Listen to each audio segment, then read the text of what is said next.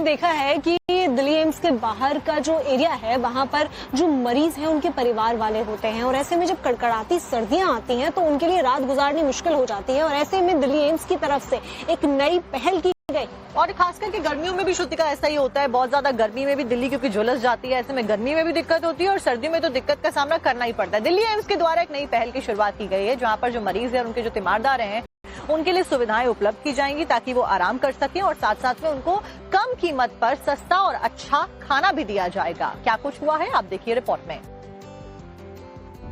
आज तक आपने कई तस्वीरें देखी होंगी जब मरीज और उनके तीमारदार कड़कड़ाती ठंड में अस्पतालों के बाहर रात गुजारते नजर आते हैं, लेकिन इसी बीच दिल्ली एम्स ने एक ऐसी पहल की है जिसके बाद अब मरीजों को इस मुसीबत से निजात मिलने वाली है। दरअसल दिल्ली एम्स ने मरीजों और उनके तीमारदारों के लिए विश्राम सदन की शुरुआत की है,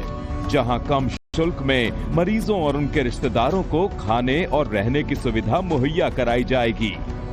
दरअसल दिल्ली ने विश्राम सदन की शुरुआत ऐसे मरीजों के लिए की है जिनका इलाज लंबे वक्त तक चलने वाला है। ऐसे में इन मरीजों और उनके तीमारदारों को रहने और खाने के लिए दिक्कतें ना झेलनी पड़े, इसके लिए दिल्ली एम्स उनके लिए कम कीमत पर रहने और खाने की सुविधा मुहैया कराने वाला है।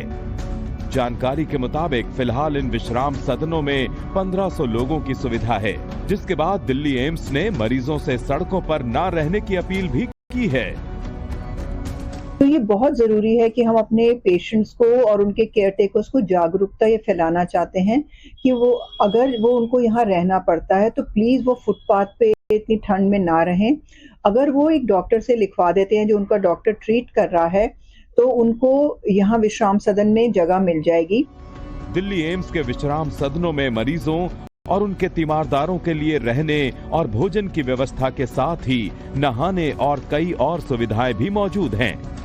जिनका लाभ वो अपना ट्रीटमेंट कर रहे डॉक्टर से लिखवा कर ले सकते हैं, जिसके बाद अब मरीजों को कड़कड़ाती ठंड में फुटपाथ पर रात नहीं गुजारनी पड़ेगी।